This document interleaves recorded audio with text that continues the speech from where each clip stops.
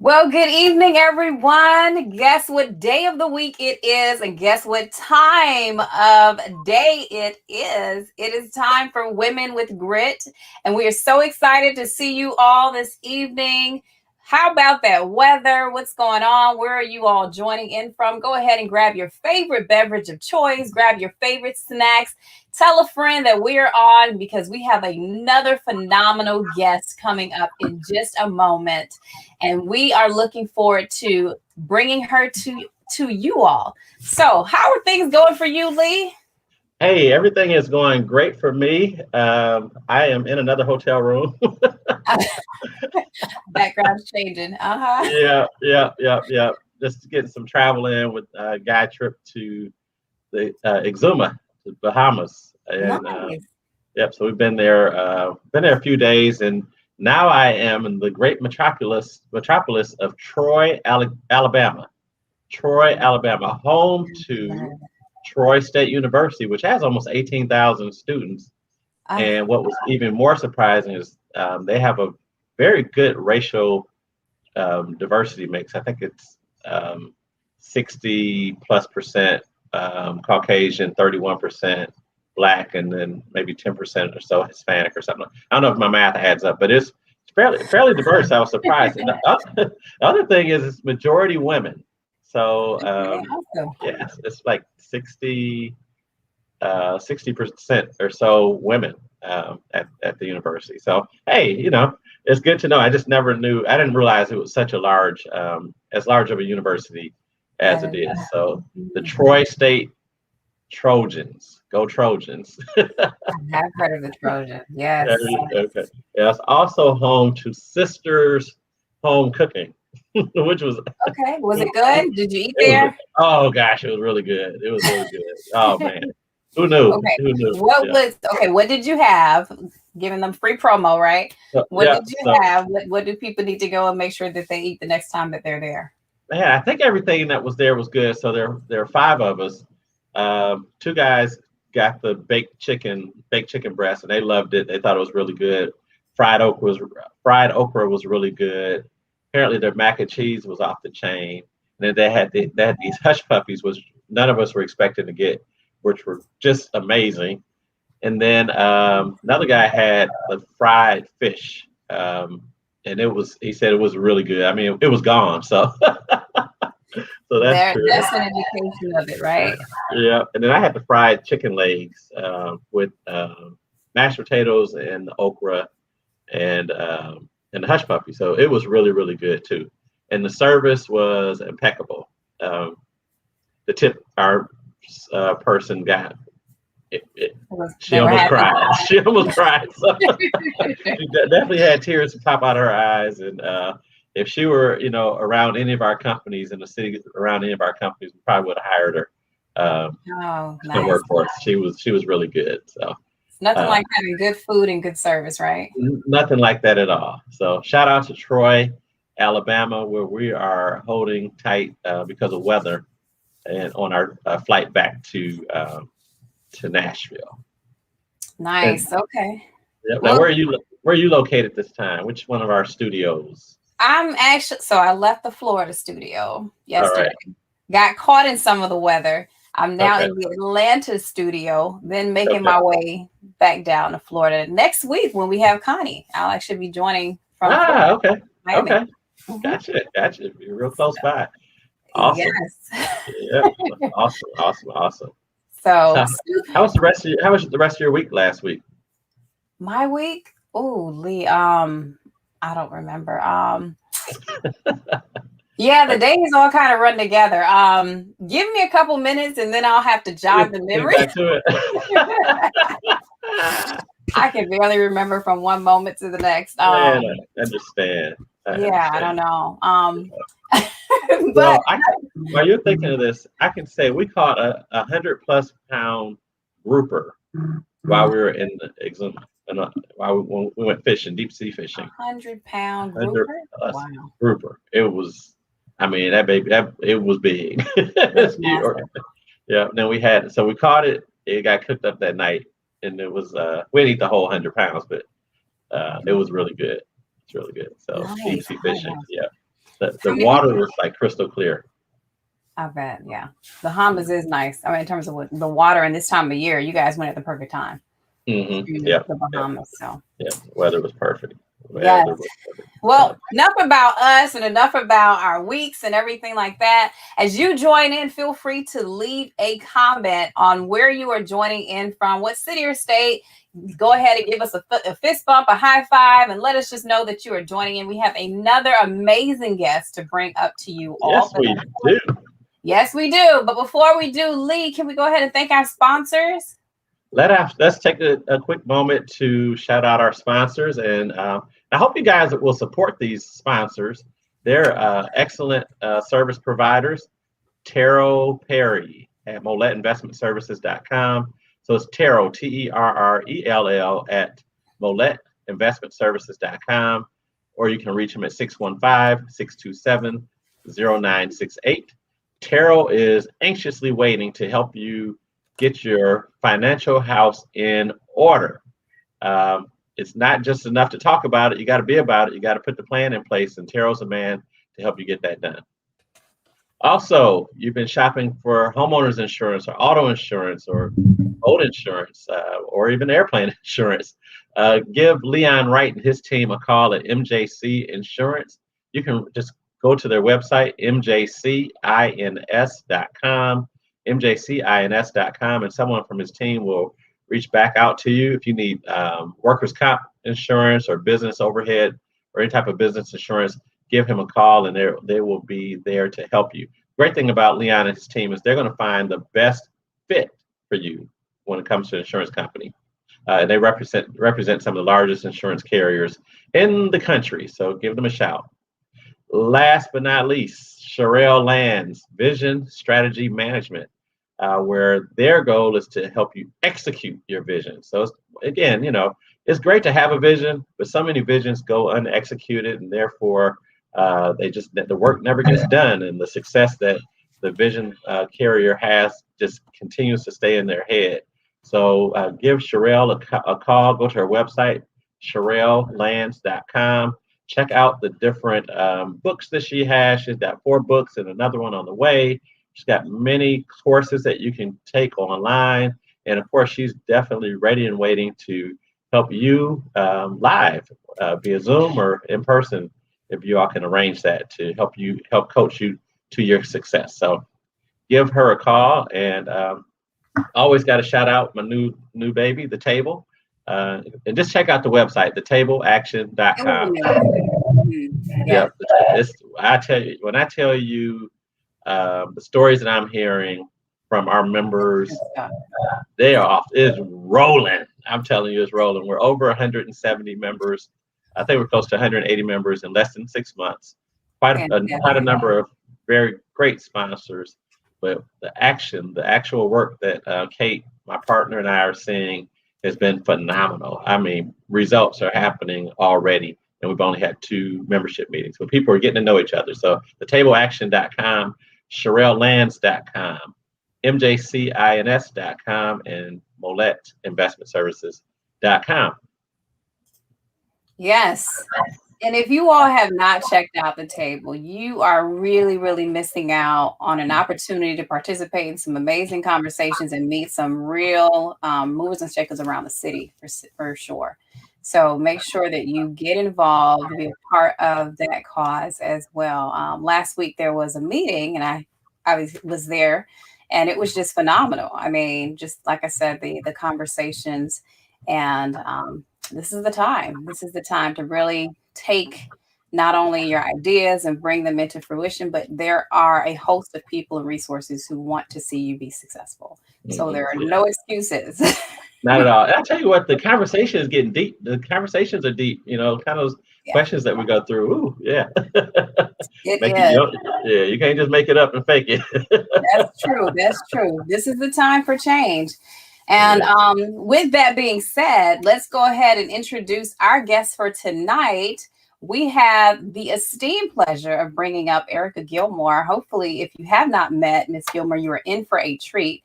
Erica S. Gilmer is the 7th Metropolitan Trustee of the Nashville and Davidson County consolidated government, having made history in August of 2020 when she was elected the first African American and woman to serve as the Metropolitan Trustee. I got to pause there. Hey, yeah, that's big. It was big Gotta big pause stuff there. there. Big stuff. Absolutely. So, quick congratulations on that. We'll bring up a little bit further. But as the Metropolitan Trustee, she is committed to making this the most transparent and participatory administration in the history of the office. Trustee Gilmore has spent her entire career fighting for the traditionally marginalized and middle-class communities. For over a decade, she served as the Metropolitan Government and Nashville and Davidson County at-large council member, Speaker pro tempore, Minority Caucus president, and District 19 city council member, earning a reputation as a strong, pragmatic legislator who champions bold and progressive solutions to remedy Nashville's toughest challenges. She was first elected to the Metropolitan Government of Nashville and Davidson County Council in 2007, where she served as the 19th District Council member, which had 17,000 to 19,000 constituents and was a mix of the downtown urban core as well as a variety of neighborhoods and universities. In 2008, she was elected by the council body to the Speaker pro temp position and the highest ranking position in the city. While serving on the Metropolitan Council, she was responsible for the oversight of a $2.5 billion annual budget for the city of Nashville. Without further ado, I want to bring up to you all Miss Erica Gilmore. Hi, Erica. Hi, how are you doing? Can you hear me? We can. How are you? Yes. Good evening.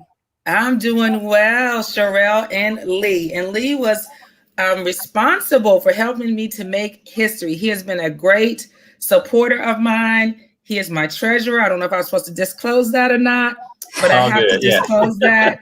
He has always been a great supporter, and I so appreciate him. He was my treasurer for my trustees position, my council at large, and my district. So awesome. Yeah. He's been rocking it. And even her mayoral run. So that's right. Even my mayoral run. Yes. Yeah. Fantastic. Our houses are here. That's right. All of us are. Yes. Fantastic. Well, let's jump into it. Erica, tell us a little bit about your story of grit. Tell us a little bit more about you. Definitely. I love to tell the story about me. I'm from Nashville, Tennessee. So I went away to Howard University.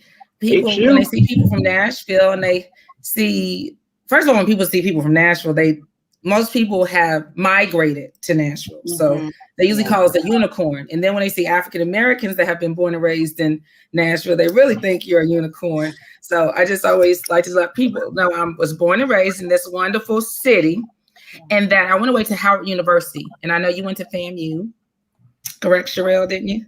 No, I went to Florida State, but okay, you went to college, yeah, but in the College of Engineering, you know what, the two. I knew you was an engineer. I'm getting mixed up a little bit. Okay, and so I went to Howard, and then I came back, and so I started my career actually with teaching. And so at the time, I love to tell the story how I got involved in politics. So I actually was a middle school and high school teacher of English. My major was English.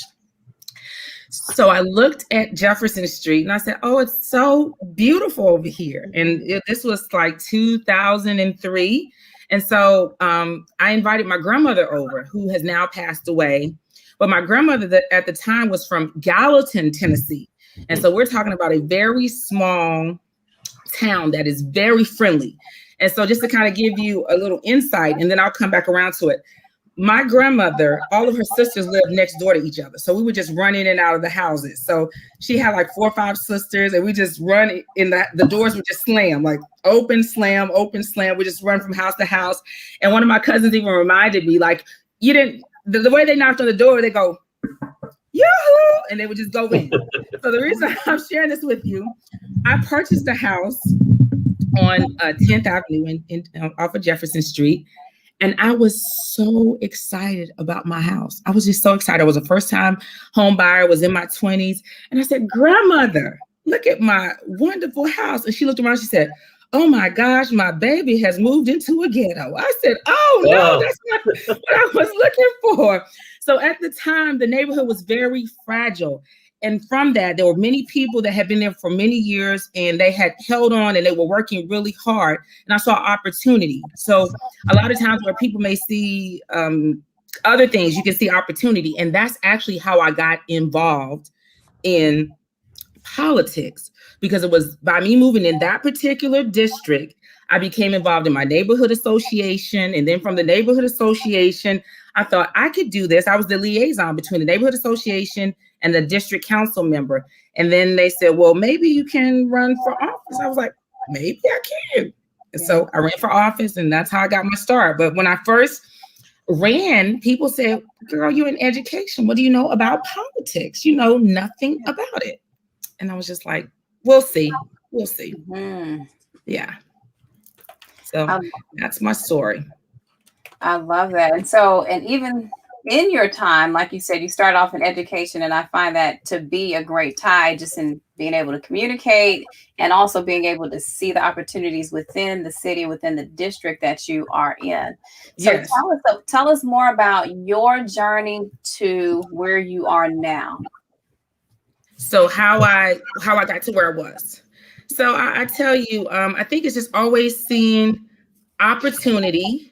Mm-hmm. And never to be discouraged, right? Because when you really love something or you got confidence in yourself, I think it's very important, because people will always tell you what you can't do or what you can do, but you really can't listen to them. And I was a single parent for most of my life, which can be very hard when you do politics. People that are involved in politics really know that, because it's usually a lot of meetings, a lot of long meetings and neighborhood meetings. And I used to carry my daughter everywhere with me that I went. I would tell her to grab a book and hop up in that corner over there and just until we get through these meetings, you know, that's what it was. And so how I ended up here, more specifically, I talked about how I became a member of the council. It's just that I really love public service. So I think I have a heart for it, and it always felt natural. And so for many years, like I said, I taught and I did the council, and a lot of people, I think they don't understand that it's a sacrifice. So I always respect elected officials. I think when people hear about them, a lot of things that come to mind are not necessarily positive. They think they're maybe greedy. I mean, we just have to be transparent. They usually think they're crooked. They usually think that they're out for themselves and things of that nature. But so most people say, well, why would you want to be involved in politics? And people think all of those things. Because I think it's really something that can serve the people. So I shared that to say, when I started with the council, those long meetings that we had, I really enjoyed it, but I wanted to do more. And so there was an opportunity that came up. There was actually a trustee that had passed away, and usually the council members do the appointments. They always do it. It's by statute that they do the appointments. And I said, well, I would like to take this position. And so I asked some of the trustees some of the council members, would they vote for me? And of course, I have to be honest, even though they were my colleagues, I only got like 3 votes out of 40. So yeah. But once again, it was something that I wanted to do. Right. And so even though I didn't get the vote of my colleagues, I mean, that could be pretty devastating, right? You think you're working all these years with your colleagues, and most of the time, your colleagues would, support you or whatever, but that wasn't the case. But I stuck with it. And I said, well, you know what? I'm going to run an election. And I talked to Lee, and Lee said, well, go for it. Why not? And so I mounted a campaign and just said, this is something that I want to do. And I felt like I could bring more transparency to the office, because a lot of people are familiar with the Gilmore name. Can y'all hear me? Or am I giving? Yes, we can hear you just fine. But nobody knew what the trustee's office did. A lot of people said, oh, honey, I said, will you vote for me? They said, I'll vote for you. But now what does the trustee's office do? And I'm like, So that's why I ran on the platform, more transparency and accountability, because the office is responsible for collecting $2 billion. We collect $2 billion. We're actually the arm of the city that collects the money, and then we turn it over to the council, or we turn it over to the general fund. So it's a very important office. We administer tax freeze and tax relief. And so it's just a very important office when you talk about the fiscal responsibility for our city. And so that's kind of how I got there. I was interested in politics, served on the council, saw an opportunity, ran for it, and it worked out.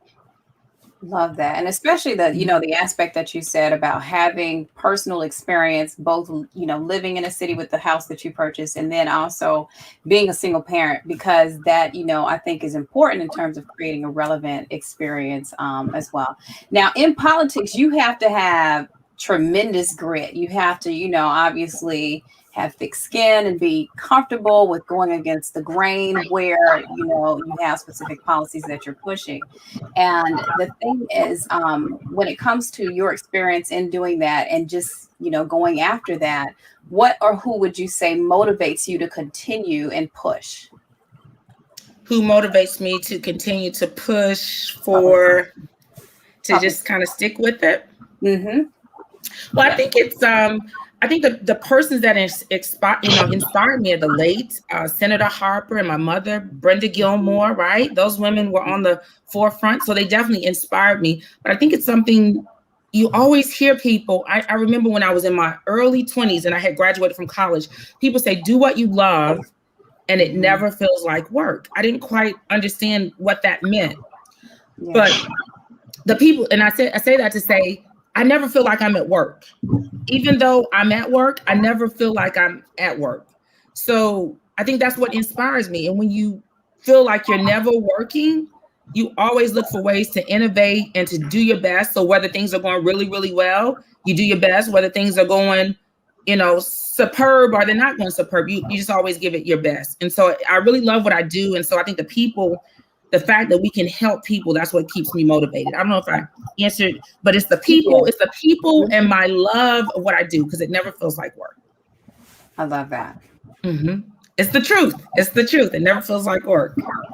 And it's not to say that you won't have challenges, because we had challenges. I think with COVID, right? Everybody had challenges this year. And I just have to be honest, in our office is maybe like 25 people. And we're responsible for the collection of the money. But with COVID, we had to make a decision. Do we close the office where we have to collect money when the city has been at a total standstill and the city's revenue is usually off of sales tax, right?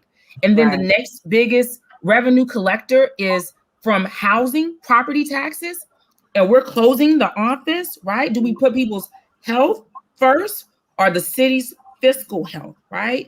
And so I think that was really a challenge. I think that COVID challenged us all, right? And how do you manage those two, right? Because if everybody's at the office and they get sick, you can't do it anyway. And if you close because you're trying to maintain everybody's health, you can't do it anyway.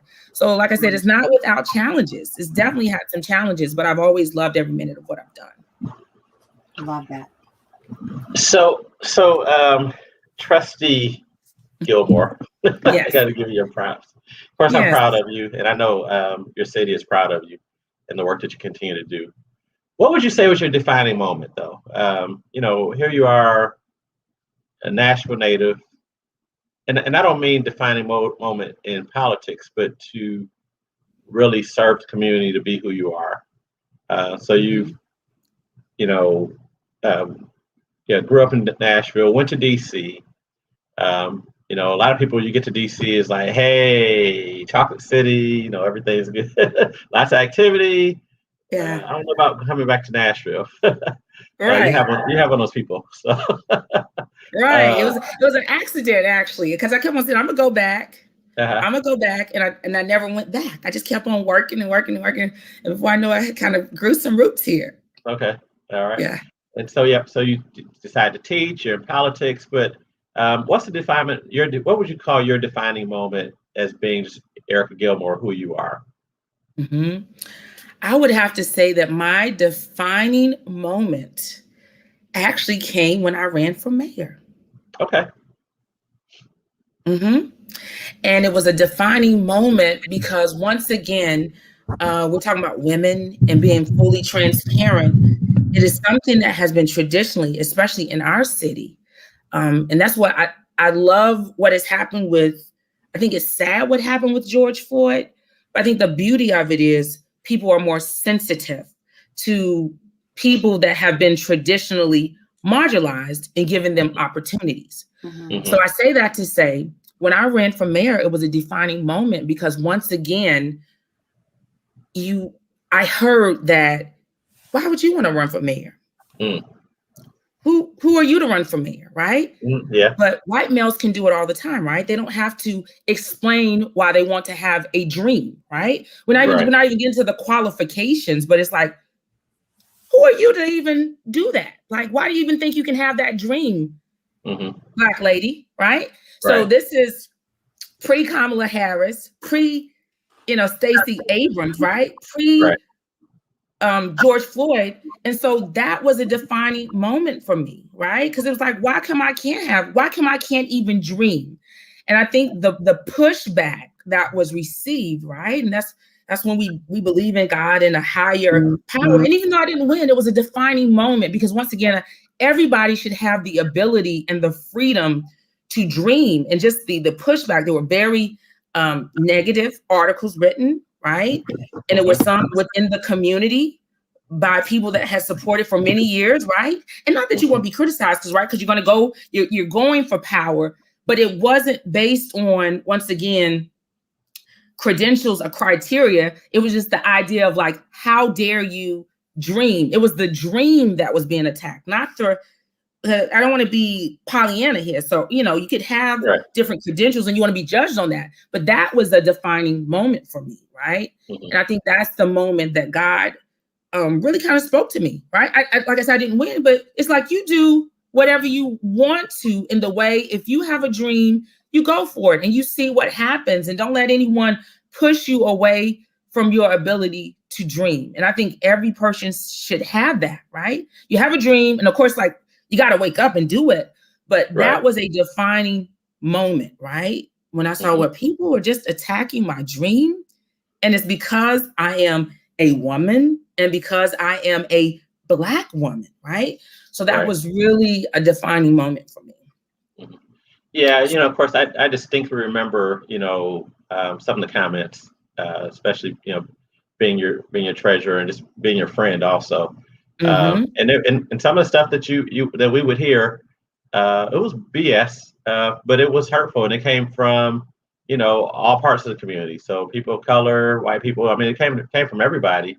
Of course, Definitely. It's more devastating when I think when you hear women or women of color or people of color attack someone's vision, because it seems to me when you attack one person's vision or dream because of what they look like, you're attacking everyone that looks like them or is like them. You're attacking all their dreams, and you're telling them that they can't have those dreams. And then even, some of the political folks that were, to your point, why does she think she can be mayor? And then you look at the people that are running, why the hell not? Right, exactly. Why not? That's what I'm talking about. Yeah, we're just talking about dreams here. Like, let me dream, right? Like, let me have my space to do my Black girl magic. That's all I'm saying, right?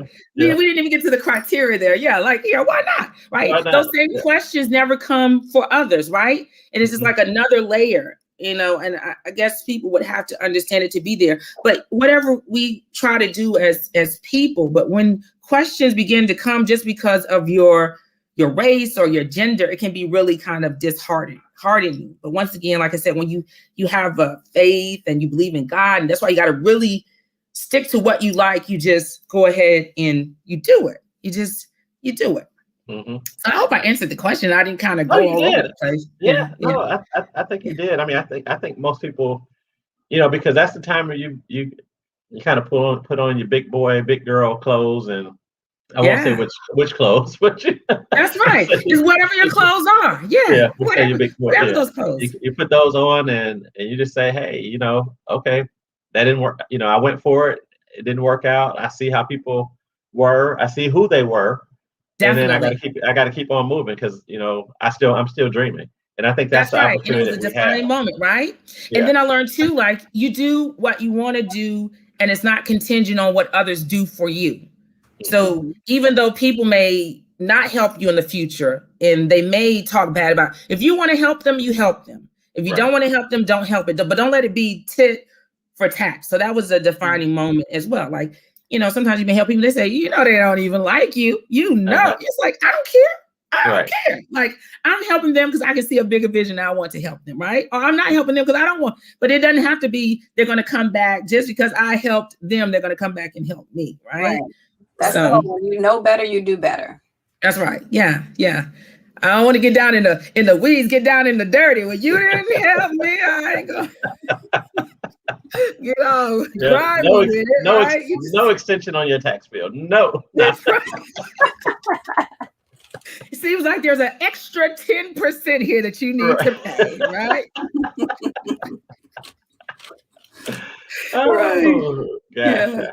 So you kind of broached this. You broached the subject of being a single parent. And you raised an amazing young lady. I know you're proud of her. Thank you. She's doing her growing up thing, of course. Definitely. But she also decided to follow your footsteps and get up to HU, get to Howard University. Yeah. What would you say is you're most proud of her about?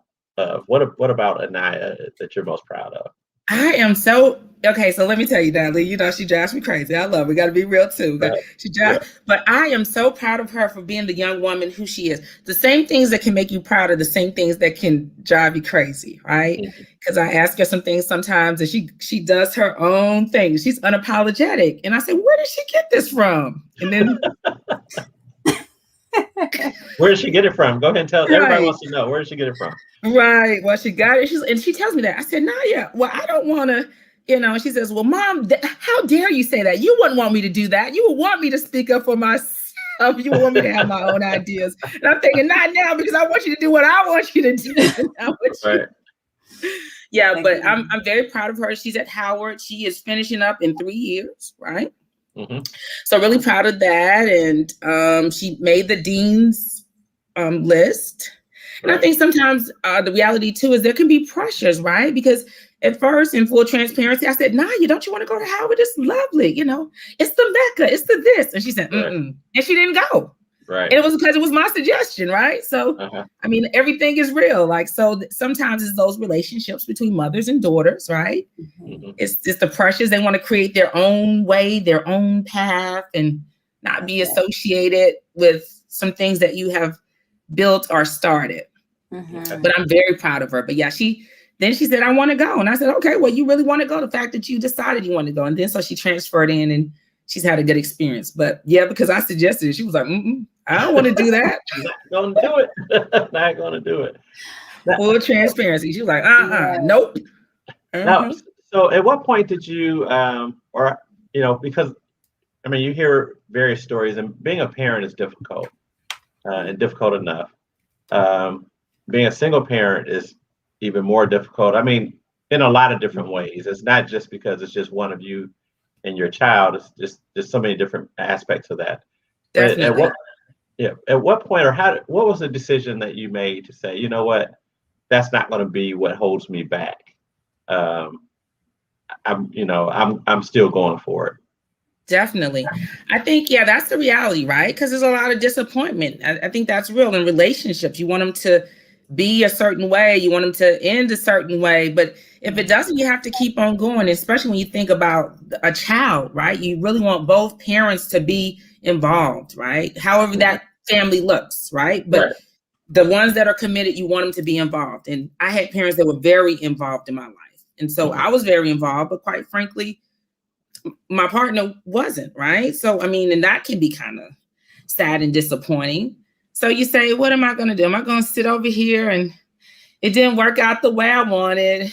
Am I going to feel sorry for myself? I mean, I really wanted this beautiful relationship and someone to partner with me and help me with this beautiful blessing that God is blessing me with. But it just, you get over it. And after a while, you can be a little bitter about it, but then you have to get back on the horse and ride, right? So that's real too, because I didn't want to be that. So I won't speak in first person plural. I'll just speak for myself. I didn't want to be that person, right? And I think that it can happen, right? You can get kind of caught up in all the legal stuff and you didn't, and you're supposed to help me, and we got to split this, and you ain't here, and well, this person ain't doing that, and mommy's here for, so you got to just kind of go with it and take the cards that's dealt and play them. I mean, so I think that's the reality, right? As a single, you just want to be the best parent that you can be, and right, right, and not, because it's easy to get caught up in it. The tip for the tat, like I said, once again, you just got to let it go. Somebody's got to be the bigger person. It's about the child. It's about the child, right? And I do believe that kids are really a gift from God, and I do think it's hard to be a single parent, right?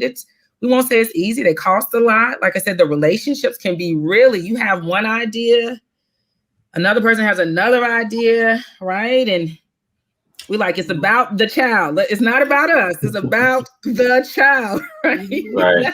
That piece can get really, right? You got to really be the bigger person, because if not, you will. I mean, I think some days I wanted to either rip my head off of the other person's head, right? So got to be transparent there. Yes, and I know for me, I am a single parent currently, but my son's father is very active in his life, and for me, it was getting to a place where you just become comfortable. You have to let go of control, and to your point, it's really, for me, it was saying, Lord, this is your baby.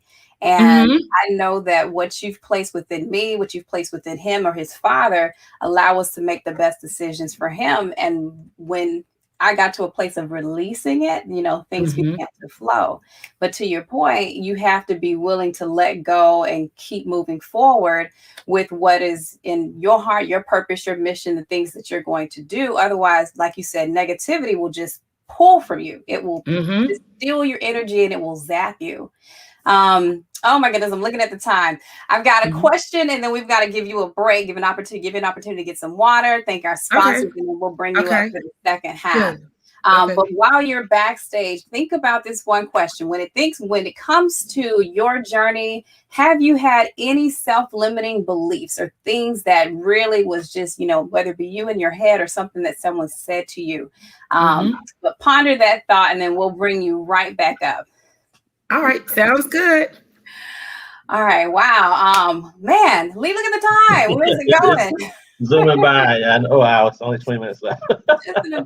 Just an amazing conversation. It's such a breath of fresh air. I'm so excited to have Erica on today. If you all are just joining in, make sure that you get an opportunity to catch the replay of this. We have trustee Erica Gilmore on out of Nashville, Tennessee. And we hope that you will be able to also share this with your friends, share this, share it. We want to make sure that you have the information that you're getting. If you have any questions that you would like to ask, please feel free to leave them in the chat on either one of the platforms. We know we've got a few that are streaming right now, so that we can make sure that we get your questions asked to Erica this evening. So Lee, who are we thanking for our sponsors this evening? We are thanking Mr. Terrell Perry at Molet Investment Services, and you can reach Terrell at Terrell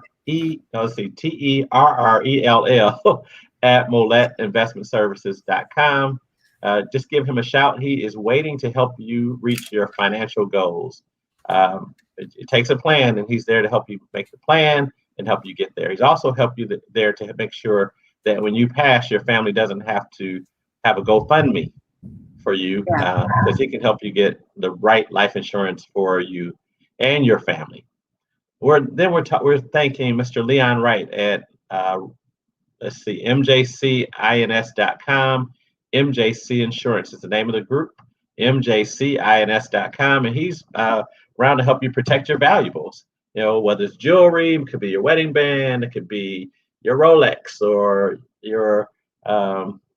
your prized home and cars, or your one of your collections, your art collection, whatever it is that you need insurance wise. Give MJCINS a hit on the website, and they will respond and get you a quote from a very reputable company. And then last but not least, SherelleLands.com, Vision Strategy Management, my co-partner in crime here with Women with Grit. She is there to help you execute your plan, help you envision it, get it together. But the most important aspect of it is execute it. You do not want it on your bookshelf or your hard drive or you jump drive. You want to see it in front of you. You want to see it happening. So check out SherelleLands.com. Get a book. She's got 4 books that will help you. She's also got a number of training sessions that you can check out online, or book her and have her come out to your company, or just work with you directly in putting together an execution strategy for your company and for yourself in your life. Right. That's who we have to thank today. Yes, and I want to just put my kickstand down for just a second on the execution bit, which is simply, can anyone execute? Absolutely, right? We all have the ability to kind of get it within our mindset to do it, but the question is, why don't we? Or is there a strategic way to do so that we minimize the amount of pitfalls or hard lessons learned, right, along the way? And that's where we want to lean in to help you to do so effectively. It comes from years as an industrial engineer, distilled that information in such a way that we help people pursue their passions, their dreams, and their vision. So just wanted to put my kickstand down there, because we don't want people to wait. Don't wait until you are in a crisis to then seek help. Let's just make sure that while you have an opportunity to do so, that you do so earlier in the process. Okay. Yes, get off my soapbox. That's all right. Let's go ahead and bring Erica back up for this amazing conversation that we are having. Hey, Erica. Hey, Sherelle and Leah. Hey, we want to shout out Brian and Celeste Frederick. They own, I think it's called the Blue Crab over on Gallatin Road in Nashville. Brian is a Morgan State graduate and has made the move up this way. So just want to give them a shout out. They're online checking us out today. Awesome. Yes, and to that, we've got quite a few on both streams. We'll make sure we shout you out. So if you haven't had an opportunity, let us know where you are joining in from, and we'll get there. Yeah, make sure you send in your questions for Trustee Gilmore. But keep in mind, she has nothing to do with setting the rate for your taxes. Thank you very much, Lee. Let's be clear. That's the other people. That's somebody else. That is the truth. Thank you for that. Yep, I don't set the rate. Right. You be mad at me about something, but not about the tax rate. Yeah. Yes. So, quick question for you before you answer Sherelle's question. Mm-hmm. Now, you were out in the community helping people really figure out payment plans and different strategies so that they wouldn't lose their homes. Are all those programs done and finished, or are there still some opportunities for people to get some help? Okay, yeah, that was a great question. So the only program that we still have that is available that people can take advantage of is the housing fund, right? And so the housing fund, I like the housing fund because they received $2 million from Amazon because Amazon anticipated that people would struggle with the tax rate increase that I did not do, but but they realized that. And so the housing fund wrote a grant and they received money for it. And so what I like about the housing fund is you don't have to be a specific age. And the tax relief and tax freeze programs in our office, you have to be a specific age. You have to be like 65, right? Gotcha. Housing fund, you don't have to be 65. In our program in the office, you have to make at least $30,700, which is kind of low, right? Mm-hmm. But the state sets that requirement. The housing fund, you can make up, if you're a one person in the household, I think you can make up to almost like $69,000. And they will give you the difference between, and it is real. It's not a hoax. It's not a scam, because we've received many a check from them that pays for people's the difference. You can get it's usually about $300 or $400. And you may say, well, I've already paid my tax bill. It doesn't make a difference. If you qualify, they send us a check and we send the money back to the person. And people say that it has really blessed their souls. And the housing fund it's called the Housing Resiliency Fund. Okay. And so I encourage everybody to do that. We've partnered with them. They've been great partners and they will cut the checks. You have to have a bill. You have to have lived in the house, and they're going to look at your bank statements for 1 month. Okay. Hey, Marshall Crawford and his group. That's right. That's Marshall Crawford. And they're getting it done. And people have come in our office and they literally have cried because they were just so excited because COVID was, it was a lot of blessings, but COVID was rough. And to be a Nashvilleian, it got kind of crazy. We had the bombing, we had the tornado, and it was COVID. It was like, then the snowstorm. It's like, okay, Lord, what you gonna do? You gonna send the locusts soon? It just got crazy. It just got really crazy. So we were happy that we could help people identify that, right? And it messes with people's escrow too, right? When that tax rate went up. So a lot of people's overall monthly mortgage went higher, right? So those monies really make a difference. So thank you, Lee, for asking that question. No doubt. And I'll look up the housing fund number so that I can give it out because I should be able to do that, not just give a resource and not have the number. So I will. I'll look it up while you're talking to Sherelle. Okay. Does Sherelle get to repeat the question? Of course, yes. So, we were curious to know when it comes to you and your journey, like we all experience some kind of self-limiting belief. What has been yours along the way, and how did you overcome it? I think at the beginning of when my daughter was very young, I felt like I was not going to be able to take good care of her. I feel like financially, emotionally, I was like, oh Lord, like how? It was just a real fear. Like I'm going to go underwater. Like it's not quite working out the way that I wanted to. And I was working like 3 or 4 jobs. That's the thing about a teacher. I just got to be transparent. Teachers is a great job, but if you're a single parent, for me doing those same hours that I needed to be with my daughter, right? You're teaching, your hours are the same that you would need. You need somebody to pick up your child, whether it's a meal that time, right? Then you only getting paid $29,000, $30,000, and you gotta. So it just all of that, and it just really made me very nervous. And I worked about 3 or 4 different jobs at that time, in addition to teaching full time, and that was a fear. Like we're just gonna, like I said, seeking your head above water, making the way that you can. Yeah, it was just really crazy. It was crazy. And so I think I understand, I'm always compassionate because people can have full-time jobs. And I think that's what we're looking at now, right? In Nashville, you can go and you get a degree, right? And you're still struggling with a professional job. You have a degree and you're still not making enough to make the ends meet, right?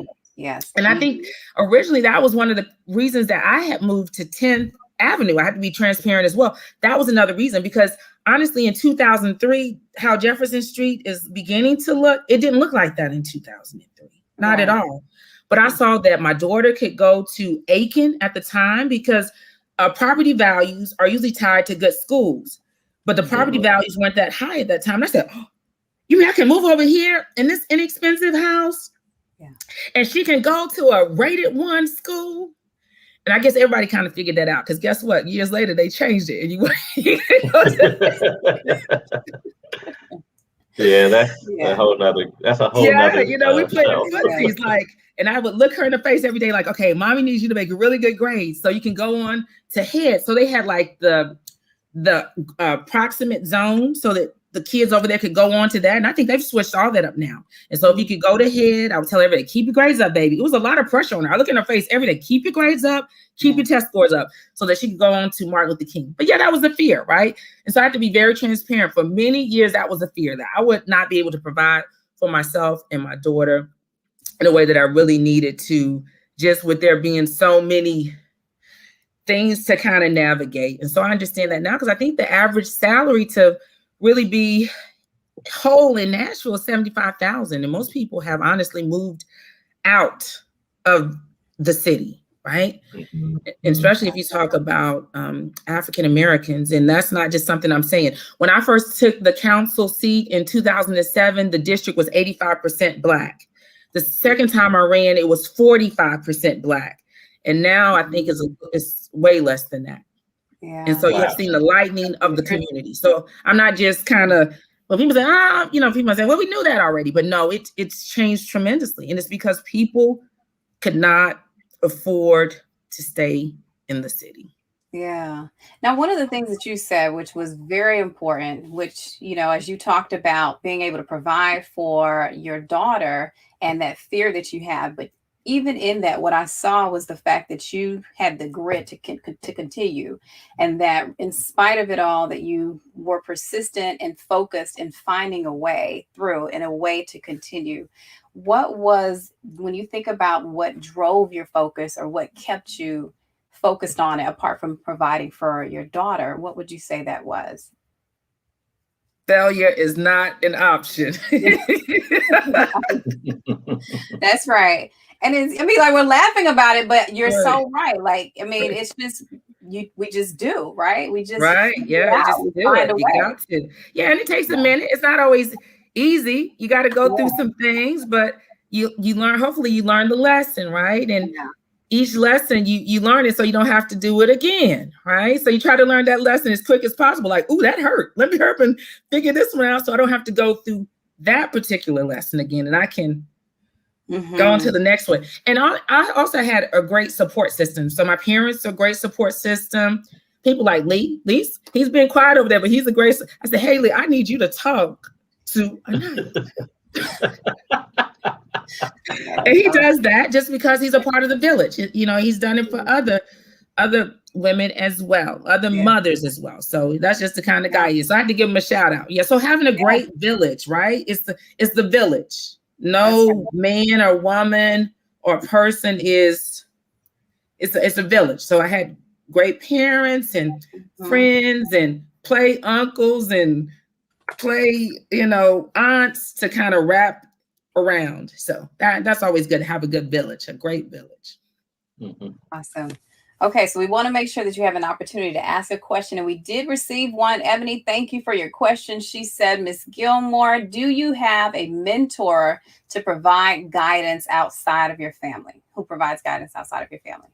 I think, I do. I call on different women, but I probably say my mother is my biggest one. She and I have always just been so close. And my friends think that's so strange. They say, girl, you and your mom just, yep, we are. I just love my mother. I do. She is one of my people, and I try to do everything. I'm still even though I'm this old, I'm still kind of try to please my mom and make her proud, right? So definitely got to have mentors. Definitely got to have mentors. But I would say my mom is probably the biggest influence. But I definitely call different women now. I have the Honorable Brenda Wynn. She's a mentor to me. I asked her different things. Deputy Mayor Haywood. She's hey, what do you think about this and that, right? Because it's wisdom with that. And they do it a little bit more smoother sometimes than I might do it, right? You want to be smooth. You can get it done, but you want to be smooth with it, right? That's what you learn when you get a little bit older. Like, hey, it's not always about, sometimes it's about getting it done. Sometimes it's being, when you get done, get it smooth. Right. Yeah. Great. Yeah. So I have mentors. Yeah. All right. Awesome. Okay. So we've got another one. Thank you for your question, Celeste. She says, has there been an update to Metro's Moody rating yet for 2021? And how were they rated?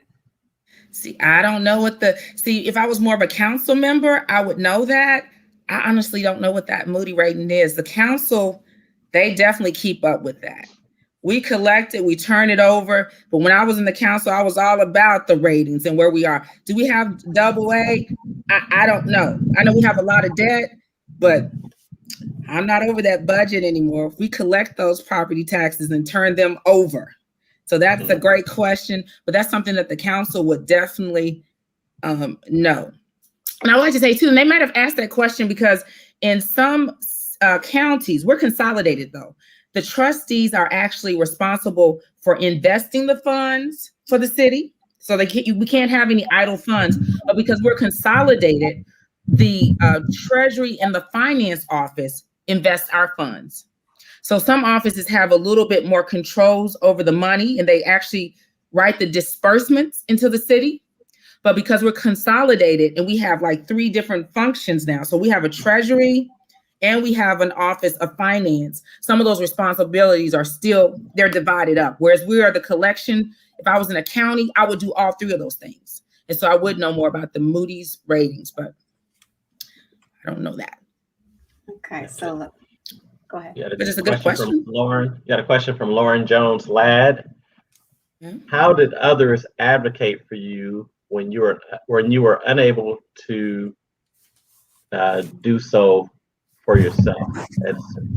When you were unable to sit at certain tables. That's a good question.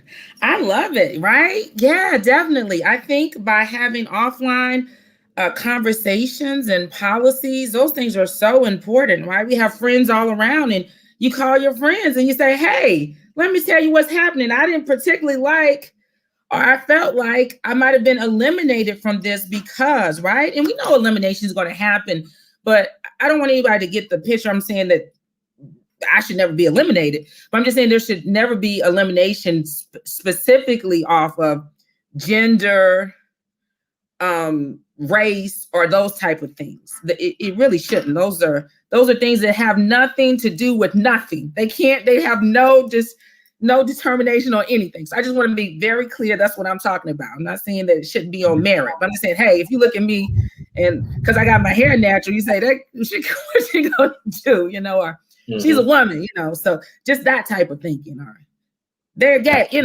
that's what I'm talking about. So we just want to be clear. It should never be based off of just what I call silliness. Yes. Gotcha. Well, you're not going to believe this, but we are like 2 minutes from our time being up. So yeah, so I hope it was helpful. I hope it was insightful. I hope the audience and yourself, I thank you for your time. I hope they were blessed and they were able to gather some nuggets. Mm-hmm. So two more questions for you. One, How can people reach you? What are your social media handles? What's the best way for if they have questions about taxes? What's the best way for them to reach you? Shout those out. Sure. And then after you finish that, we're going to ask. After you finish that, we're going to ask you what you want to leave your audience with. Just a couple words. Yeah. So it's 615-862-6330. That's the trustee's office. We will help with anything. We'll try to direct you in the right area, but we do like for people to know that we deal with the collection of property taxes. We deal with tax liens, and that is pretty much the area that we're in. We don't do the appraisals, but we will refer you. If you get us a little mixed up, that's okay. We'll refer you to Assessor Will Hoyt's office. She does the assessment. She gives us that. She gives us that in September, and then we mail them out in the form of tax rolls. So all of it kind of works together. And of course, the council, as Lee alluded to earlier, and the mayor set the rate. They set the rate every year, right? So once they set that rate, it's calculated with the assessment, and then those things are combined and it's certified, and then they send it to us, and then we send it out to the people, and then it's broken up or down into USD, GSD. You see the school debt, you see our general service fund debt, and all that's broken down. And that's all the different places that all of your money goes. All right. And Prescott Harris has dropped some information in the chat. So if you have any questions about getting in touch with Trustee Gilmore, her information is there. Definitely. Yeah. And what words would you like to leave our guests with? Okay. Gilmore. First of all, I want to say thank you, Ms. Lance and Mr. Millette, for giving me an opportunity to speak with you and to give me this platform. I don't take it lightly. The last thing I would close with is I think that this is a fantastic time. If we see the opportunities, this is a time like no other. For whatever field you're interested in, whether it is finances, politics, entrepreneurship, I feel like a major shift happened after COVID. It was very, very difficult. And there was lots of loss. Lots of loss. But I think coming out of that, if we take advantage, especially for people that have been traditionally marginalized, this is the time right now. We got a little window while people are still open and sensitive to what has happened to make significant gains if we stay focused on the mark. I think we can definitely move the needle. I think we can move the needle in whatever your ministry is, right?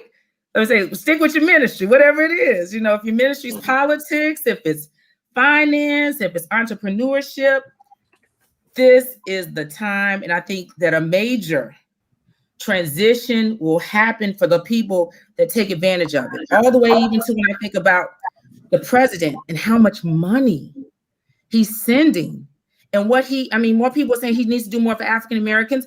And yeah, he does. But if you listen to his American Rescue Plan, there is major money like never before for things that were never thought about before. And I just think it's businesses have committed themselves to helping women and African Americans, and they're saying it. They're not scared to say it. We want to help Black people. There have been some injustices done. So I think now is a window. I don't know how long that window is going to stay open, but there is a window. And I think we all got to take advantage of it, whatever our ministry is. And so I hope that we will, and that we will move the needle forward and take this time that God has blessed us with to make a difference in everyone's life. I think we can do it. All right. Thank you. Awesome. Thank you. Sherelle with the clip notes. Yes. So a couple of them. Man, this has definitely been phenomenal. Thank you, Trustee Gilmore, for your time. My goodness, what a wealth of knowledge and a wealth of wisdom. I'm just going to recap some of the key points that I captured along the way, but this is definitely not a replacement for the video. So make sure that you have an opportunity to catch the replay if you're just now joining in. But do what you love, and it will never feel like work. Always do your best and show up with your best. Show up as your best self everywhere that you go. If you have a dream, go for it. And don't let anyone limit your ability or your desire to pursue your dream. So don't quit on you. Stick to what you like and definitely continue to work through it. Do what you want to do and don't worry about what other people are doing. Therefore, be sure that when you know better, we do better, right? And so if you want to bless someone, go ahead and bless them regardless of how they treat you or what they do concerning you. Keep moving forward, regardless of what happens in life. Always keep the momentum to put one step and one foot in front of the other. Be comfortable with working hard and know that failure is not an option. And as long as you accept the fact that failure is not an option, that gives you the drive to continue to move forward. It takes a village to help cultivate your dreams. It takes a village to help you along your journey. So don't neglect your village. Be comfortable having offline conversations to ensure that your voice can be heard when you are not able to be in the room or be present in spaces. This is a time like no other. So stay focused on the mark. Know that we can move the needle. And last but certainly not least, recognize that you are standing. Yes, you are standing under an open window. Just look up. Take the time to recognize it. All right. Yeah. Thank you so much, Trustee Gilmore, for your time. But that's it. Just look up, right? Definitely. Right, yeah. Definitely. I'm going to leave one last thing my aunt always said. I said, it's so difficult at times. And she always told me, you can't get to the top of the mountain if it's smooth. Mm-hmm. So it has to be a little rough so that you can have some place. That's right. So you can have some place to get your grounding in. Nobody ever makes it to the top of a smooth mountain. All right. Love that one. Yeah. Yeah. We'll just have to caption that, Trustee Gilmore's grandmother. Yes. Yeah, definitely. Definitely. So thank you so much for your time. I appreciate it. I really do. Thank you. As always, thank you. Phenomenal. People of Nashville know why they elected you. And now people across the country know why they elected you. You're elected to the position you're in. Yeah. So just check out. You never know. She may be running for something bigger later. So be ready. Know the name. That's right. If the dream comes to me, I'm doing it. You're going to do it. All right. Yeah. Thank you so much. Thank you, everyone, for tuning in. We know we ran over a few minutes. Hey, make sure you share this with all your friends, people that you care about. Drop it to your network. Obviously, it was very empowering and motivational today. So thank you, Trustee Gilmore. But again, make sure you share it. If they don't have Facebook, they can go to our YouTube page, Women with Grit, on our not YouTube page, YouTube channel. So if you're not, if you haven't subscribed yet, please go ahead and subscribe to our YouTube channel, or you can go to our website, www.womenwithgrit.com. Everyone have an amazing week, and we will see you next Tuesday with another phenomenal woman. Connie Kennard. Connie Kennard. She is you heard phenomenal. from her cousin earlier. So, yep, Connie from Miami. So it's going to be a little warm down there. Yes. She is over the cultural arts and the promotion of the city, right? Is that correct? Tourism, yeah, that's right. Yeah, tourism. Yes. She is fabulous. I love it. Yeah. Yes, indeed. All right. Everyone have a great one. Have a good night. Thank you. Thanks, Bye-bye. Trustee Gilmore. Bye. You too, Mr. Millett.